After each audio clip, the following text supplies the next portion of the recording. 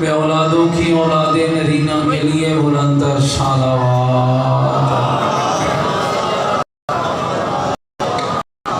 شہداء ملت جعفری کے لیے، حاضرین کے مرحوم کے لیے، مومنات کے لیے جن کے لیے کوئی دعا ہونے والے نہیں، سب کی بلندی درجات کے لیے بلند تر صلوات۔ عزاداری اور عزاداروں کی حفاظت کے لیے یوسف زہرا امام زمن حجت خدا صلوات اللہ علیہ کے ظہور پر نور کی تحجیل کے لیے بلند تر صلوات۔ ماشاءاللہ لا حول ولا قوة الا باللہ العلی العظیم۔ اعوذ باللہ من الشیطان الرجیم، بسم اللہ الرحمن الرحیم۔ الحمدللہ رب العالمین والعاقبۃ للمتقین والنار للمنافقین۔ الصلاة والسلام علی سیدنا ونبینا وشفیع ذنوبنا وطبیب قلوبنا ومولانا ابی القاسم محمد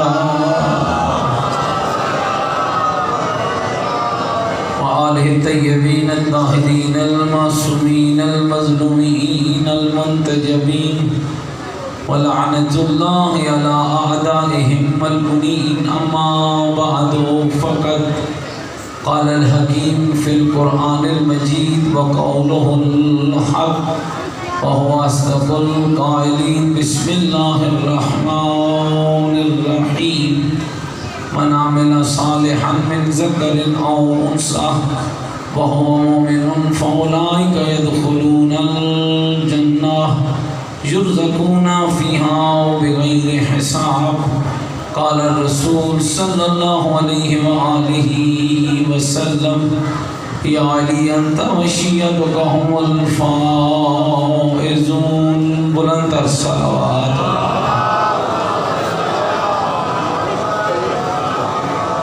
نعرہ تکبیر، نعرہ تکبیر، نعرہ تکبیر، نعرہ رسالت، نعرہ رسالت، نعرہ حیدری، نعرہ حیدری، حسینیت، مل کے بولو حسینیت، اپنے ایمان کا اعلان کرو حسینیت، عقیدوں کا اظہار کرو حسینیت، نیکیوں کا وعدہ کرو حسینیت، سیرت آل محمد علیہ السلام پر چلنے کا عہد کرو، پوری طاقت سے جواب دو حسینیت، قرآن اور آل بیت سے محبت کا دم بھرو، پوری جرأت سے جواب دو حسینیت، یزیدیت، یزیدیت، بلند تر صلوات۔ میرے ساتھ قابل کرام بزرگوں، عزیز و دوستوں، لائق حمد ہے وہ ذات جس ذات احدیت نے اپنے اس بندے پر اتنی بے شمار نعمتیں عطا کی کہ آواز توحید آتی ہے، میرا بندہ تیری سانسیں تھوڑی ہیں، میری نعمتیں زیادہ ہیں۔ ساری زندگی تو میری نعمتوں کو گنتا رہے، ان تعدوا نعمت اللہ لا تحصوها۔ تیری ہمت نہیں، تیری وسعت نہیں، تیری طاقت نہیں کہ تو میری نعمتوں کو گن سکے۔ اور پھر قرآن مجید کھولو تو ایک کمال کی صدا آتی ہے، سورہ مبارکہ رحمان ہے۔ الرحمن علم القرآن خلق الانسان علمہ البیان۔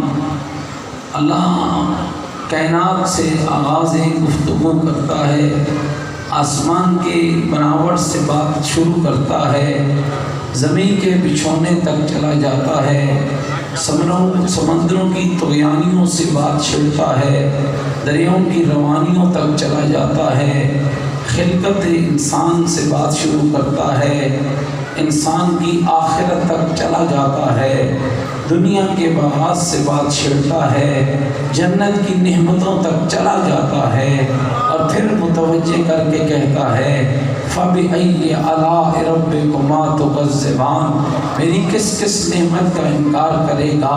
کیا میں وہ تیرا اللہ نہیں جس نے تمہیں کچھ نہ ہونے سے ہونا بنا دیا؟ کیا میں وہ تیرا رب نہیں ہوں جس نے پانی کو خون میں بدلا، خون کو لوتھڑے میں بدلا، لوتھڑے کو جسم میں بدلا، جسم کو صورت عطا کی؟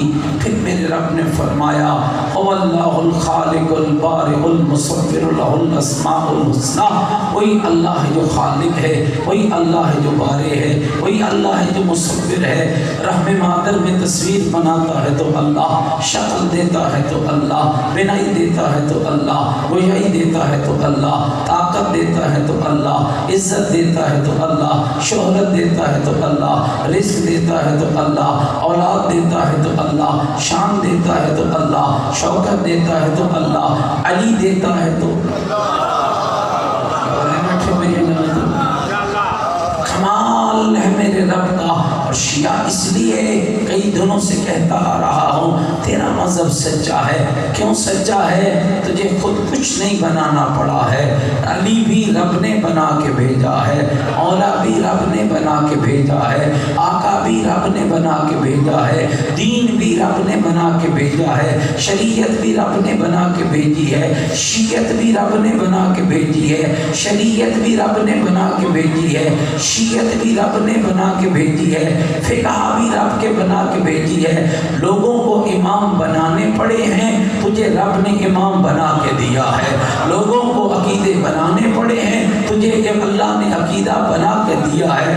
اب بتا مذہب شیعہ خیر البریہ اثنا عشریہ کتنا کمال مذہب ہے جس کی ہر شے بنائی اللہ نے ہے، لائی جبرائیل نے ہے، پہنچائی مصطفیٰ نے ہے، پھیلائی مرتضیٰ نے ہے اور بچائی حسین شہید کربلا۔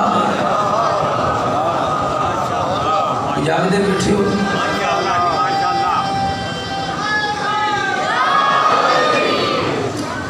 مومنین کرام ذرا اس بات کو سمجھیے گا، اللہ آپ کا بھلا کرے اور آپ کو صحت اور سلامتی عطا فرمائے۔ کمال مکتب اہل بیت کیا ہے؟ آپ جانتے ہیں ان باتوں کو، سفروں کے معاملات ہوتے ہیں۔ ابھی یہاں سے میں پڑھ کے آ رہا ہوں، بہت زیادہ بارش تھی، میں تو حیران تھا پتہ نہیں پہنچ پاؤں گا یا نہیں پاؤں گا۔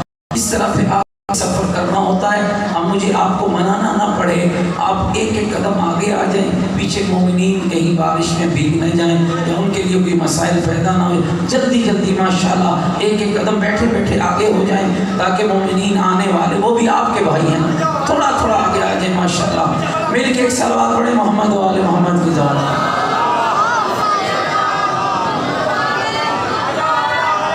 اور دیگر بھی زبانوں کو معطر کریں بلند صلوات۔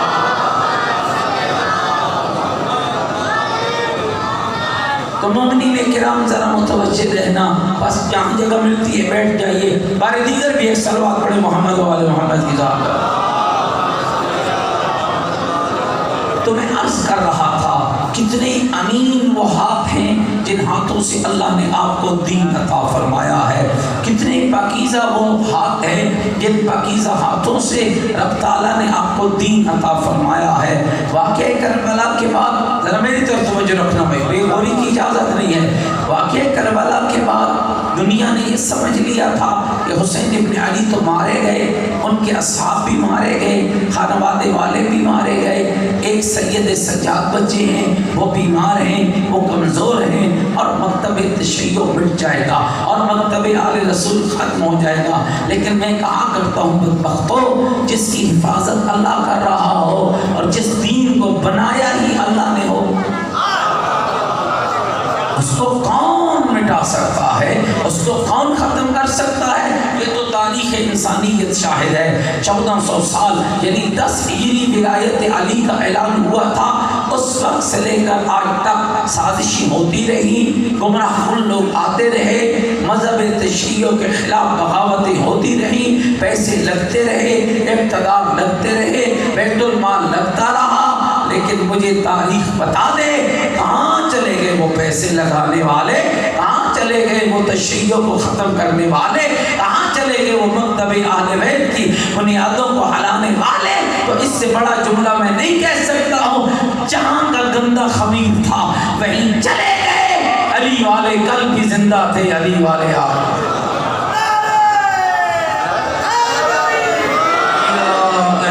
یا علی۔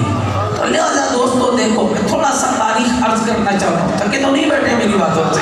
سمجھ لیا تھا یزید وقت نے کہ شاید ہم تشیع کو ختم کر دیں گے، اور اس نے پہلی چالاکی جو امام زین العابدین کے ساتھ کی، اور پہلی جو اس کی بدبختی تھی وہ واقعہ کربلا کے بعد یہی تھی کہ امام زین العابدین کو ظاہراً جو ہمارے ممبروں سے بیان ہوتا ہے اس کا انداز یہ ہوتا ہے کہ شاید واقعہ کربلا کے بعد امام زین العابدین کو کھلی چھٹی ہو گئی اور امام جو چاہے کر سکتے تھے۔ نہ میرے دوستو، کربلا کے بعد سید سجاد پر صعوبتیں بڑھنی لگی، تکلیفیں بڑھنی لگی، دشمن کی طرف سے ایسی سخت تکلیفیں دی گئی، اور اس سے بڑی تکلیف کیا ہوگی کہ امام کو خطبہ دینے کی اجازت نہیں ہے، امام کو واعظ کرنے کی اجازت نہیں ہے، امام کو اپنے جد کا دین پھیلانے کی اجازت نہیں ہے، امام کو مدرسہ بنانے کی اجازت نہیں ہے، امام کو کرانے کی اجازت نہیں ہے۔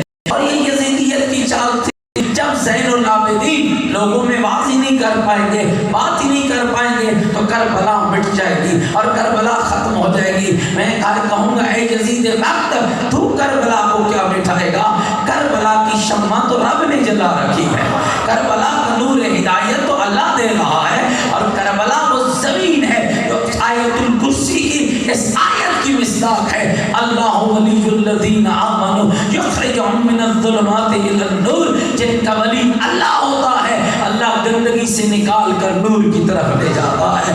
اللہ نے جب علی والوں کو نور کی زندگی دینی ہے، اور دینی بھی کربلا والوں کے ذریعے ہے، دینی بھی سید سجاد کے ذریعے ہے، تو پھر کون تھا مٹانے والا؟ پھر کون تھا ختم کرنے والا؟ میری بات پہنچ رہی ہے نا عزیزو آپ تک؟ پھر کون تھا ختم کرنے والا؟ اب یزید وقت نے یہ سمجھ لیا کہ سید سجاد جب باز نہیں کریں گے، نصیحت نہیں کریں گے، بات نہیں پہنچے گی، رفتہ رفتہ نقل کفر نباشر تشیع ختم ہو جائے گی۔ کتنا حکیم شیعہ تمہارا امام سجاد، کتنا حکیم ہے مولا امام سجاد۔ امام نے کیا کیا؟ امام نے دنیا کے مختلف علاقوں سے غلاموں کو خریدنا شروع کیا دیا۔ اب بات نکل چکی، مصر سے کسی کو خرید کر بلواتے، کسی کو عراق سے بلواتے، کسی کو خراسان سے بلواتے، پورا سال زین العابدین انہیں اپنے پاس رکھتے، نانے کی شریعت بتاتے، آل محمد کی عظمت سمجھاتے، دین آل محمد کی تعلیم دیتے۔ جب ایک سال گزر جاتا پھر انہیں اللہ کی راہ میں آزاد کر دیتے، پھر غلام لاتے تھے نا، پھر انہیں اللہ کی راہ میں آزاد کر دیتے، اور فرماتے جاؤ جہاں سے آئے تھے وہیں پلٹ جاؤ، مصر سے آئے تھے وہاں چلے جاؤ، لبنان سے آئے تھے وہاں چلے جاؤ، عراق سے آئے تھے وہاں چلے جاؤ، عرب سے آئے تھے وہاں چلے جاؤ، عجم سے آئے تھے وہاں چلے جاؤ۔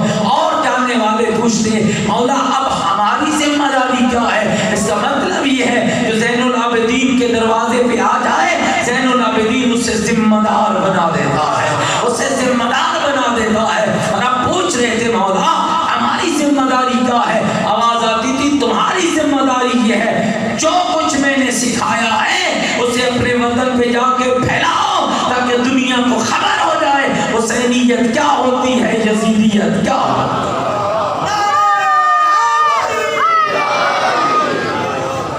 اور میرے دوستو بزرگوں ذرا اپنے مکتب کو سمجھنا، نتیجہ کیا نکلا؟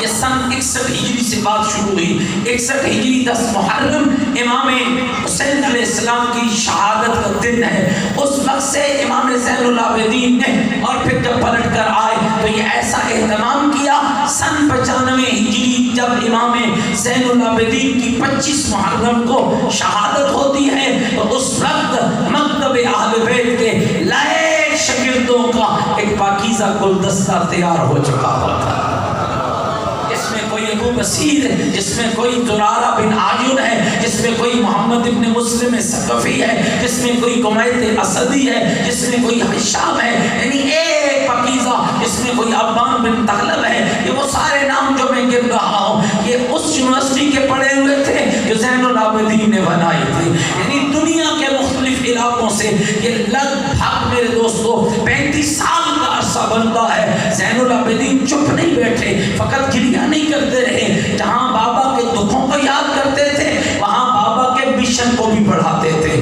وہاں بابا کے پیغام کو بھی بڑھاتے تھے. پھر امام محمد باقر مسند امامت پر فائز ہوئے. امام محمد باقر کا دور 95 ہجری سے شروع ہو کر 114 ہجری میں ختم ہوتا ہے. اب کمال کیا ہوا, ایک ایسی بنیاد ڈل گئی کہ اب ایک اسلامی یونیورسٹی بننے لگی. ادھر یزیدیت وقت کے خلاف بنو امیہ کی, بنو عباس کی تلواریں نکل آئی. وہ حکومت و اقتدار کے لالچ میں لڑتے رہ گئے اور زہرا کے بیٹے نانے کا دین پھیلاتے رہے. وہ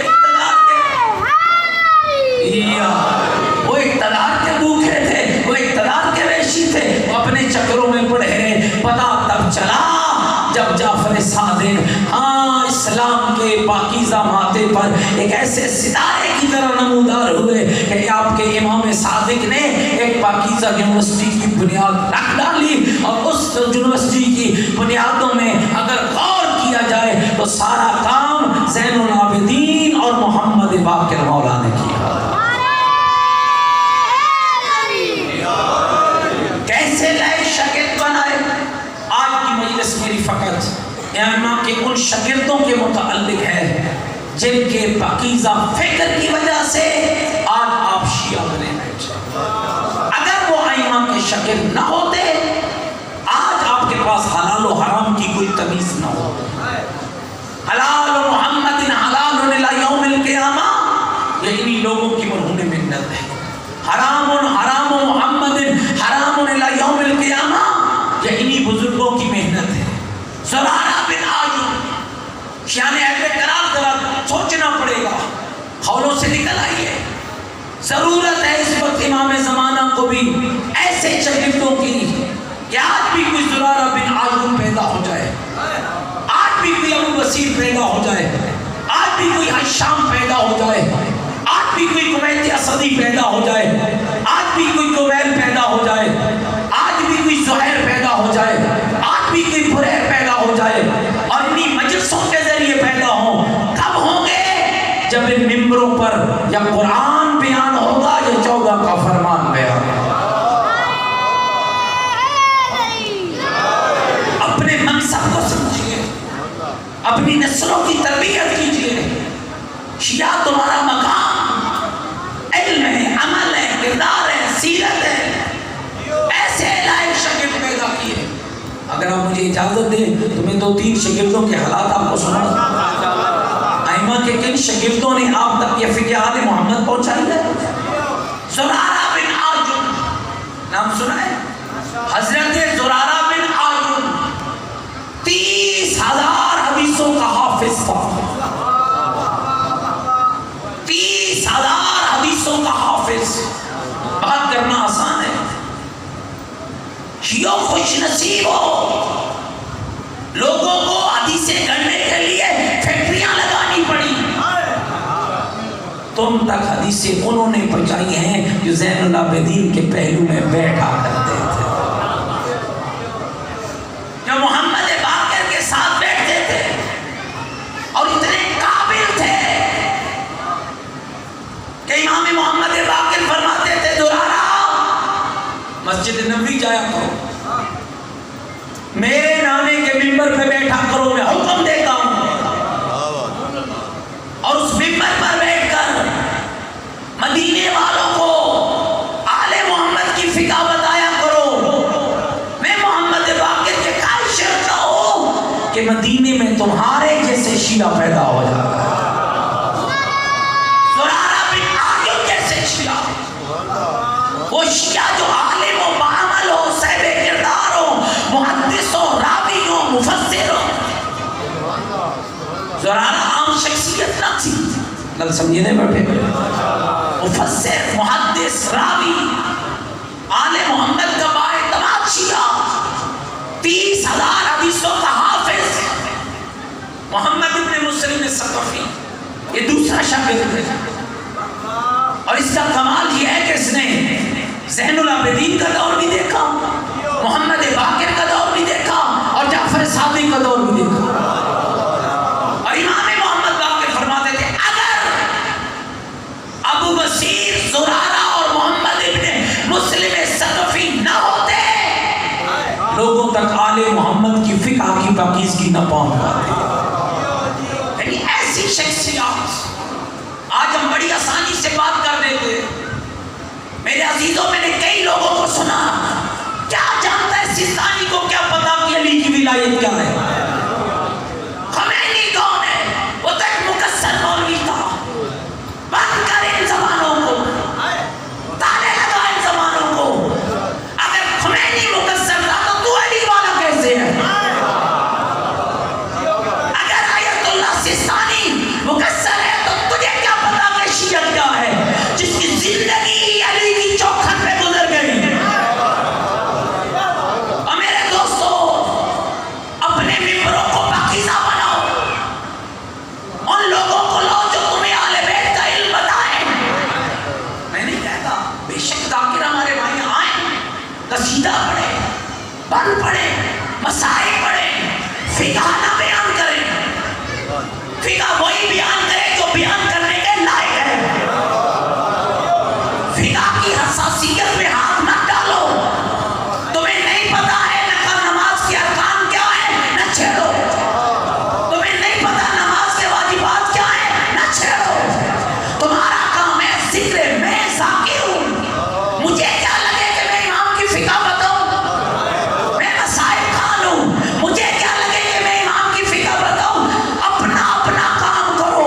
جب دوسرے کے کام میں ہاتھ ڈالو گے تو دین کی شکل بگڑ جائے گی, اور بگڑا ہوا علی کا شیعہ نہیں ہوتا ہے. سمجھے؟ گھبرائے تو نہیں بیٹھے میری باتوں سے.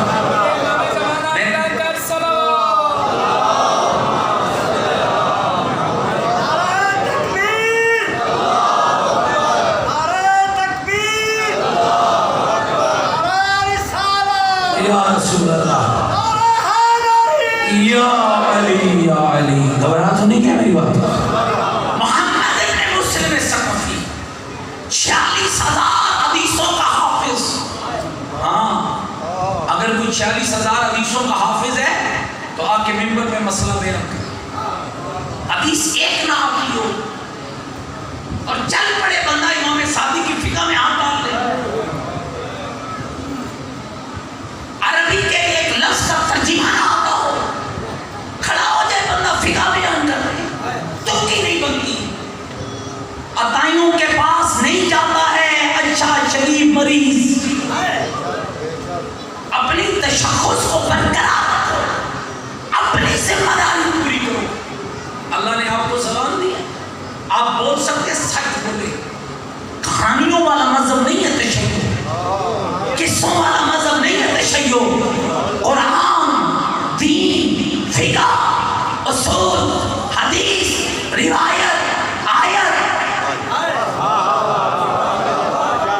کس کے مذہب کے ہاں کسی ایک مذہب کا مجھے ایسا امام دکھاؤ جس نے کہا ہو مجھے ہر آیت کے شان نزول کا بھی پتا ہے, ہر آیت کے معنی کا بھی پتا ہے, ہر آیت کی تفسیر کی بھی پتا ہے. اور شیعہ خوش نصیب ہو, وہ تیرا علی ہے جو کہہ رہا تھا العم سے لے کر والناس تک ہر آیت کی تفسیر بھی جانتا ہوں, وقت نزول بھی جانتا ہوں, شان نزول بھی جانتا ہوں.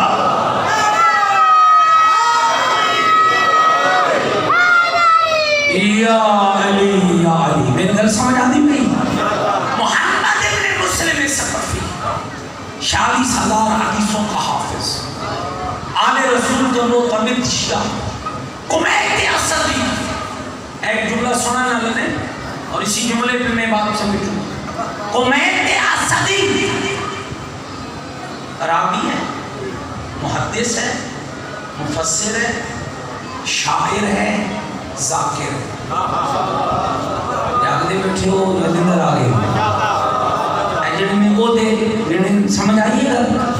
محدث ہے, راوی ہے, مفسر ہے, شاعر ہے, ذاکر ہے. قصیدہ پڑھتا ہے آل محمد کا, لیکن وہ قصیدہ نہیں پڑھتا جو اس کے اپنی مرضی کا ہو. وہ قصیدہ پڑھتا ہے جس میں محمد باقر کی رائے شامل ہو.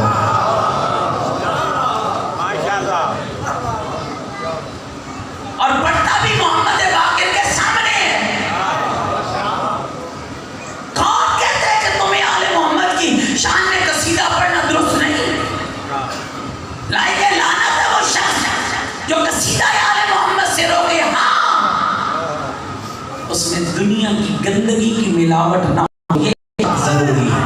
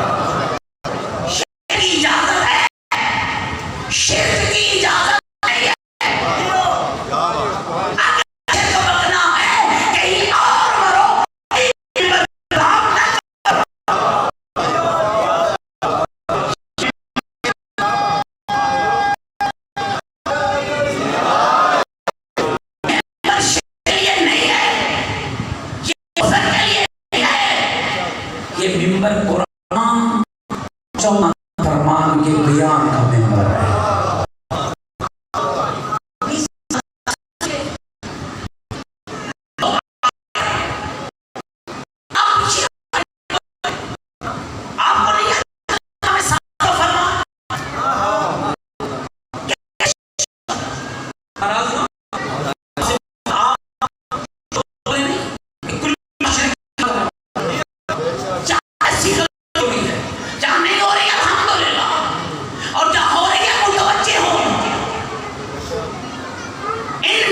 دیکھیے میں بیٹھا ہوں، میں اپنے بابا کی کہانی سنوں علی کے ممبر پر، کیوں؟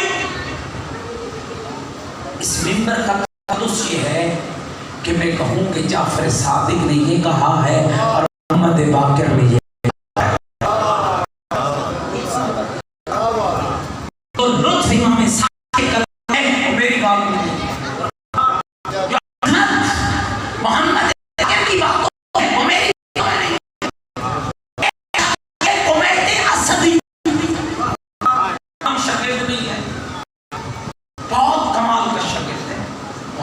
راوی، مفسر، شاعر، قصیدہ گو امام محمد باقر آتے تھے۔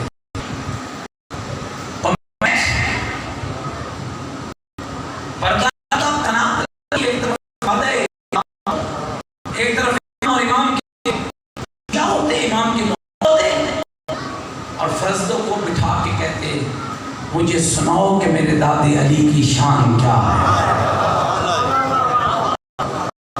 یہ سناؤ کہ میرے داد کی شان اور عظمت کیا ہے۔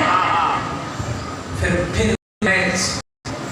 وہ قصیدہ جس پہ محمد باقر بھی اسے داد دیتے ہیں،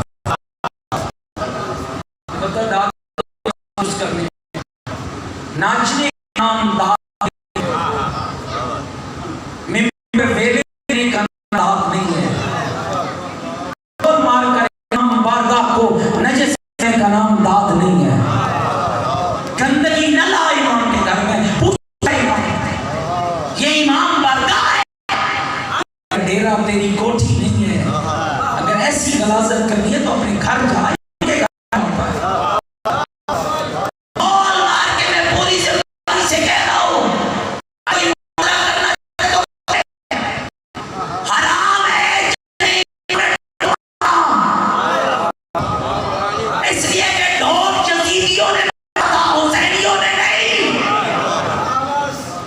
ناراض ہو گئے۔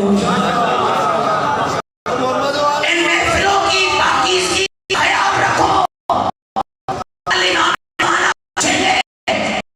کوئی جتنے مومن بیٹھی ہو آدمی سلام رکھے، ابھی یہ زمان کا ظہور ہو جائے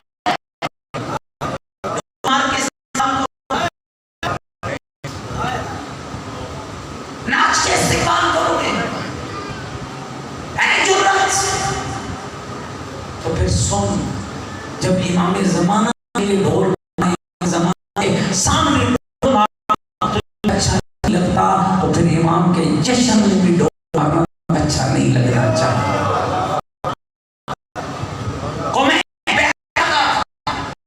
دوستو چیزوں کی بیٹی کو سمجھیے، فقط بات کے ڈر میں الٹ مت جائیے۔ قصیدہ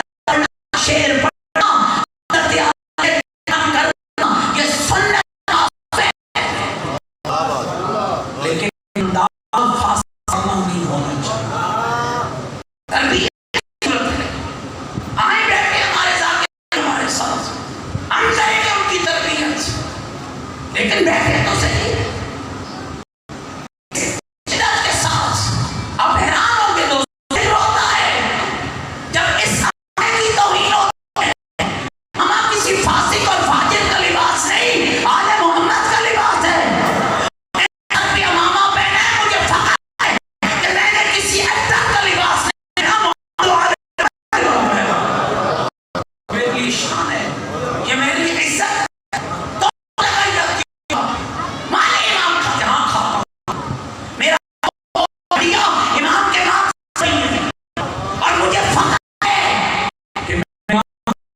کسی شیطان کو مار نہیں کھایا.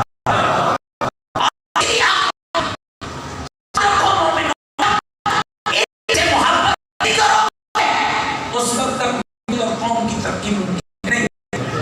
آپ اپنی مجلسوں کو علی کے ذکر کے ساتھ، علی کے ذکر مقصد کو سمجھو، پیغام کو سمجھو، نعرہ علی کے راستے کو سمجھو. کو میں بیٹھ جاتا تھا، توجہ رکھنا.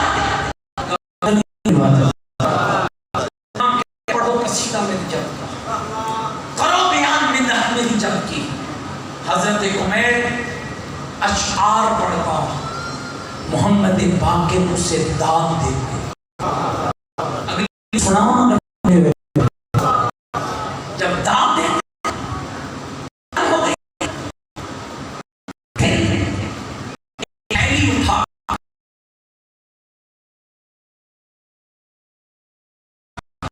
محمد باقر نے حضرت عمیر کے سامنے 1,00,000 درہموں سے بھری ہوئی تھیلی، 1,00,000 درہموں سے بھری ہوئی تھیلی. عمیر یہ لے لو. مولا کیا ہے؟ یہ کیا ہے مولا؟ کہا 1,00,000 درہم ہے. مولا میں نے قصیدہ درہموں کے لیے تو نہیں پڑھا تھا. چاہتے ہو میری، میں کے لیے تو نہیں پڑھا تھا. تو عمیر ہم نے یہ قصیدے کے بدلے میں ہم نے درہم دیے ہیں تیری گزرو اوقات کے لیے. تیرے قصیدے کا انعام تو جنت ہے. تیرے قصیدے کا انعام تو جنت ہے. بڑی سیانا شاید فوراً کہا پھر ایک اور کر لو، یہ درہم رکھ لو. مجھے یہ بدلے اپنے بدن کا اترا ہوا عطا کر.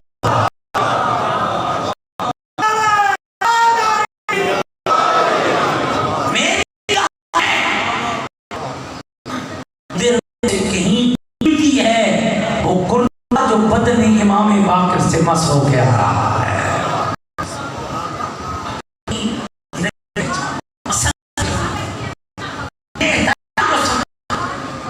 یہ عطا کی ہے رب نے تمہیں حسین کی عطا.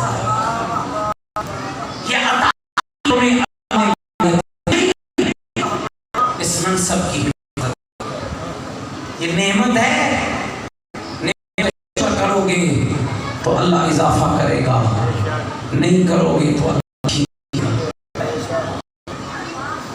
اس دین کو ڈالو. دین تیرا کچھ محمد کی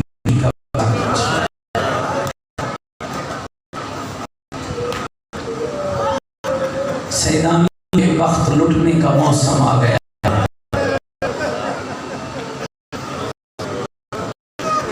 آنے والی شام آنے رسول کا بند رہے گا.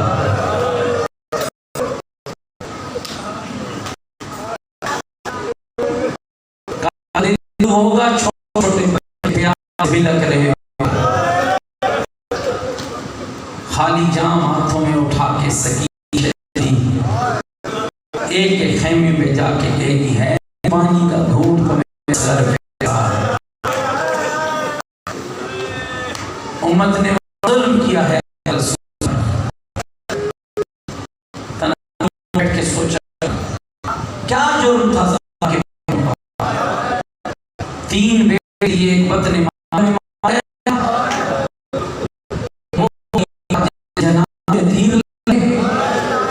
اور تیسرا وہ غریب تھا جس کا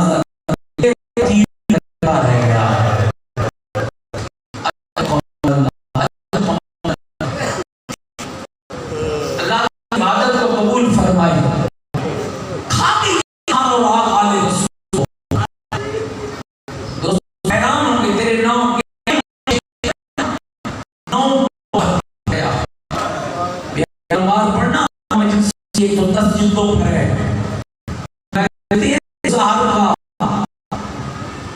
چند قطرے حسن کو پلائے گئے نا، ڈالا جاتا تو تالاب کا مر زندہ رہا، قطرے کو بعد کو پھلائے جگر بڑے بہنوں کے ہاتھ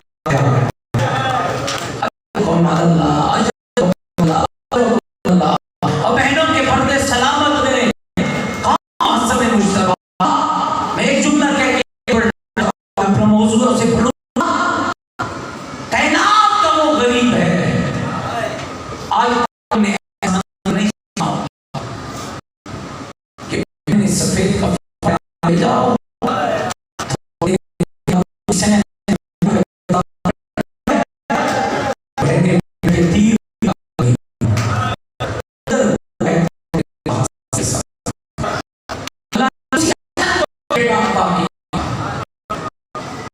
حسن مسنہ دوسرا حسن ایک امام قاسم تھا. کیا دوستو تربیت کی بات ہے. نبی عاشور جب تیرے حسین صاحب کی بڑا کی لسٹ کی علماء کہ یہ گھٹنوں بار بار اسی کے انتظار ہوتا، پتہ نہیں لے گا میرا نام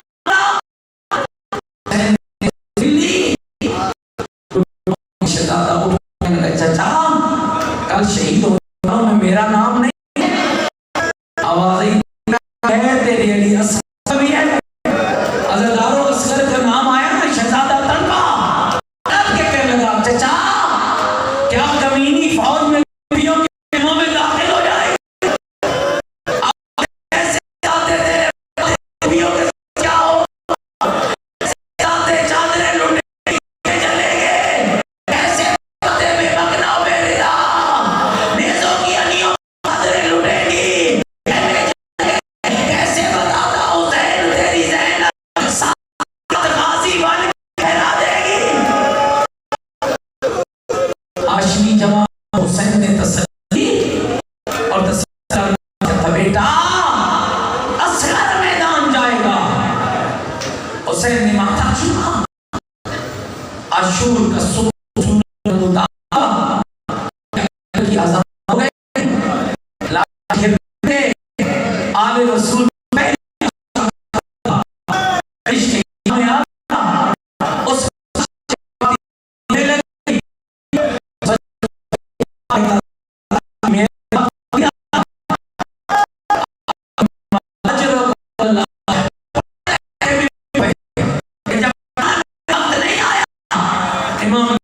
تو اپنی ماں کا سہارا ہے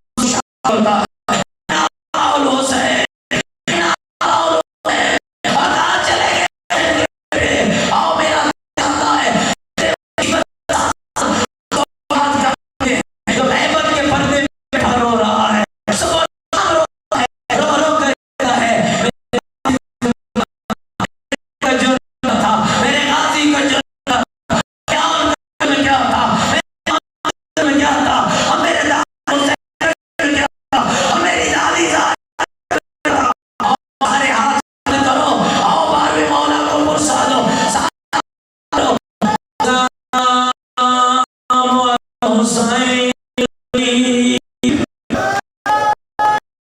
حسین پر جھوٹ تھا سے میں پڑھتا ہوں السلام حسین غریب السلام بنات الحسین السلام اخوات حسین مینا بتانا جس کا حاصل ہوئے کی توڑ وہ غریب نہیں کیا تو کیا ہوگا جو چند پہ اکبر راشا چکا وہ غریب نہیں کیا تو پھر کیا ہوگا رات کے ایک شکل خیام کی ماں نے چمک رہا کان کے بٹن دے دادا حسین یوں کیا جیسا کہ